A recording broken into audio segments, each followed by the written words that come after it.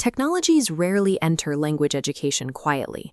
They arrive with disruptive forecasts, promises of efficiency, and declarations that classroom practice must now transform immediately. This creates a predictable four-stage cycle of adoption. We see early enthusiasm, rapid diffusion of exemplars, emerging concern about dependency, and finally, a corrective call to return to first principles. The current academic corrective demands that new technology be judged strictly by its pedagogical purpose and its impact, rather than its mere presence in the classroom. The direction is right, but without strict operationalization, these terms become conceptually fragile. They function as morally legible words that fail to specify what actually counts as evidence. Relying on buzzwords without an evidentiary framework leaves institutions completely blind to whether a tool actually works or simply sounds good on paper. This vulnerability creates the proxy substitution trap. The initial tech novelty is defeated, but unproven narratives secretly take its place. Current standards try to solve hype through simple replacement. Swap the hype block for a purpose and impact block, and the equation is solved. But without hard data, that block hollows into an empty wireframe. A plausibility narrative smoothly slides inside to secretly balance it. A beautifully written purpose statement begins to act as a substitute for measurable outcomes. It hacks the peer review and institutional adoption process by mimicking the language of educational value. In this state, impact is reduced to a celebratory category rather than an auditable reality. To permanently defeat this proxy trap, evaluators must force impact to be the final endpoint of a rigorous testing chain, not a starting assumption. The solution is the Accountable Innovation Protocol, a four-link evidence and governance chain. To validate an innovation claim, it must successfully pass through every slot in this structure. We can test this protocol using a real-world grounding variable, the Constrained AI Feedback Loop, CAFL. CAFL is an intervention implemented in a university English program to handle student essay drafting. The solution is the Accountable Innovation Protocol, a four-link evidence and governance chain. Evaluators must define the contextual problem.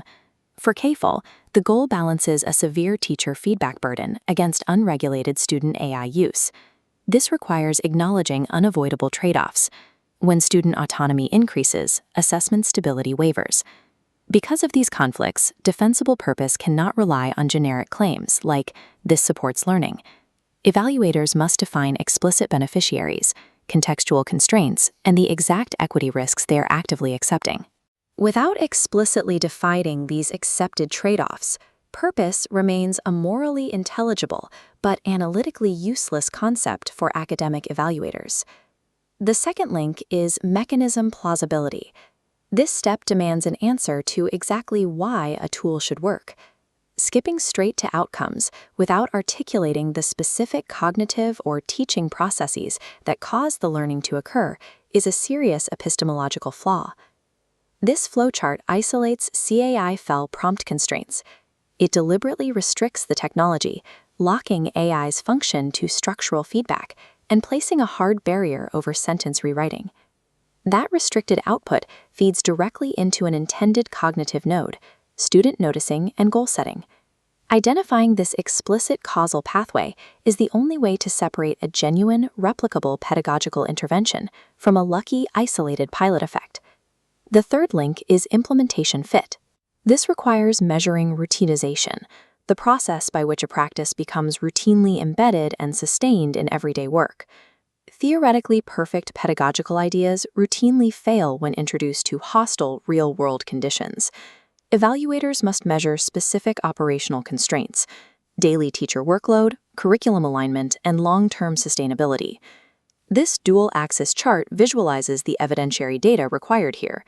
It tracks teacher time spent calibrating AI steadily decreasing, while student completion rates hold steady over a 14-week timeline. The CAI-FL model survives this test by utilizing a sampling strategy. The educator only reviews a fraction of the AI feedback, maintaining calibration without burnout. Impact must mean durable, systemic improvement, embedded in everyday professional work, not a temporary surge fueled by early adopter enthusiasm. Deploying unmanaged generative AI tools introduces creeping, systemic risks into the academic foundation, jeopardizing privacy, transparency, and institutional integrity.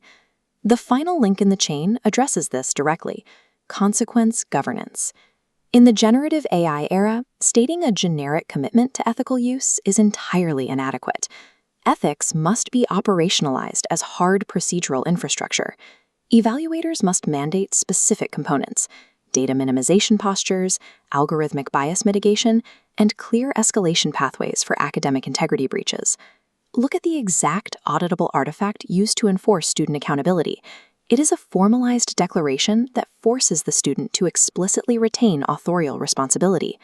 A secondary artifact, a standardized prompt log, creates an evidentiary trail. It records time-stamped prompts, tool versions, and the student's rationale for accepting the feedback. Requiring physical artifacts like these proves an institution is actively managing foreseeable harms rather than just reacting to them post-incident. Governance is not an administrative afterthought. It is the fundamental, load-bearing pillar that determines whether an innovation can be responsibly adopted at scale. When combined, we have a complete, stable system. The finalized framework interlocks purpose, mechanism, implementation, and governance. Impact is never a starting metric to be assumed. It is the hard-won, verifiable endpoint of these four linked tests. Broadening the definition of impact beyond simple citation metrics is vital for real-world practice, but it drastically increases the burden of evidence on researchers and evaluators. Watch the protocol function as a strict gatekeeper against the proxy substitution trap. A mere plausibility narrative hits the reviewer checklist, lacks operational data, and is harshly rejected. But a submission carrying the complete four-test chain aligns perfectly and passes through seamlessly. In language education and academic publishing at large, hype is rarely defeated by cynicism. It is defeated by rigorous, operationalized standards.